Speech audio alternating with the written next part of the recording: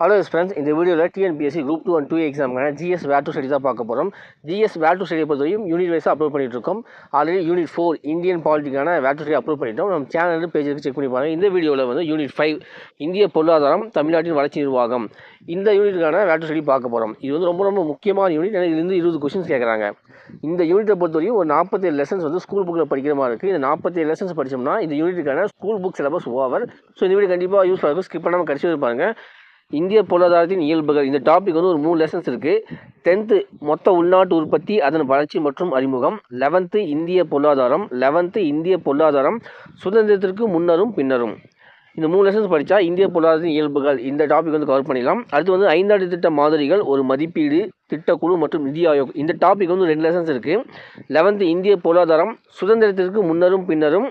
11th தமிழ்நாட்டு பொருளாதாரம் இந்த 2 லெசன்ஸ் படிக்கணும். அதுக்கப்புறம் வருவாய் ஆதாரங்கள் இந்த டாபிக் வந்து 12th தேசிய வருவாய் இந்த ஒரு லெசன் படிக்கணும். அதுக்கப்புறம் இந்திய ரிசர்வ் வங்கி இந்த டாபிக் வந்து 12th வங்கியியல். 11th காமர்ஸ் புக்கில் இந்திய ரிசர்வ் வங்கி இந்த 2 லெசன்ஸ் படிக்கணும். அதுக்கப்புறம் நிதி கொள்கை, நிதி ஆணையம் இந்த டாபிக் வந்து 12th நிதி பொருளியல் இந்த லெசன் படிக்கணும். அதுக்கப்புறம் பணவியல் கொள்கை இந்த டாபிக் வந்து 12th பணவியல் பொருளியல் இந்த லெசன் படிக்கணும். அதுக்கப்புறம் சரக்கு மற்றும் சேவை வரி இந்த டாபிக் வந்து மொத்தம் 4 லெசன்ஸ் இருக்குது. அதில் 7th வரி மற்றும் அதன் முக்கியத்துவம். 10th அரசு மற்றும் வரிகள். 11th பொருளாதார மேம்பாட்டு அனுபவங்கள். 11th காமர்ஸ் புக்கில் நேர்முக வரிகள் இந்த 4 லெசன்ஸ் படிக்கணும். அதுக்கப்புறம் இந்திய பொருளாதார அமைப்பு, வேலைவாய்ப்பு உருவாக்கம் இந்த டாபிக் வந்து மொத்தம் 3 லெசன்ஸ் இருக்குது. 9th தமிழ்நாட்டின் வேலைவாய்ப்பு. 10th வேலைவாய்ப்பு மற்றும் வருமான கோட்பாடுகள். 12th வேலைவாய்ப்பு மற்றும் வருமான கோட்பாடுகள். ஸோ இந்த 3 லெசன்ஸ் படித்தா இந்த டாபிக் வந்து கவர் பண்ணிடலாம். அடுத்தது வந்து நிலச்சீர்திருத்தங்கள் மற்றும் வேளாண்மை, வேளாண்மையில் அறிவியல் தொழில்நுட்பத்தின் பயன்பாடு இந்த டாபிக் வந்து மொத்தம் 5 லெசன்ஸ் இருக்குது. அதில் வந்து 9th தமிழ்நாட்டில் வேளாண்மை. 10th உணவு பாதுகாப்பு மற்றும் ஊட்டச்சத்து. 11th பொருளாதார மேம்பாட்டு அனுபவங்கள். 12th ஹிஸ்ட்ரி புக்கில் ஒரு புதிய சமூக பொருளாதார ஒழுங்கமைவை எதிர்நோக்குதல். அதுக்கப்புறம் 12th பாலிட்டி புக்கில் திட்டமிடலும் வளர்ச்சி அரசியலும் இந்த 5 லெசன்ஸ் படிக்கணும். அதுக்கப்புறம் தொழில் வளர்ச்சி டாபிக் வந்து மொத்தம் 3 லெசன்ஸ் இருக்குது. அதில் 8th பொது மற்றும் தனியார் துறை. 10th தமிழ்நாடு தொழில்துறை அமைப்புகள். 12th பன்னாட்டு பொருளாதார அமைப்புகள் இந்த 3 லெசன்ஸ் படிக்கணும். அதுக்கப்புறம் ஊரக நலம்சார் திட்டங்கள், சமூக பிரச்சனைகள், மக்கள் தொகை, கல்வி, நல்வாழ்வு, வேலைவாய்ப்பு, வறுமை இந்த டாபிக் வந்து 11th ஊரக பொருளாதாரம் இந்த ஒரு லெசன் படிக்கணும். அதுக்கப்புறம் தமிழ்நாட்டில் மனிதவள மேம்பாட்டு குறியீடுகளும் அவற்றை தேசிய மற்றும் பிற மாநிலங்களுக்கான குறியீடுகளும் ஒப்பாய்வும் இந்த டாபிக் வந்து மொத்தம் 3 லெசன்ஸ் இருக்குது. 9th மேம்பாட்டு அறிவோம், தொலைநோக்கு அளவீடு மற்றும் நிலைத்தன்மை. 10th பார்த்தீங்கன்னா மொத்த உள்நாட்டு உற்பத்தி, வளர்ச்சி.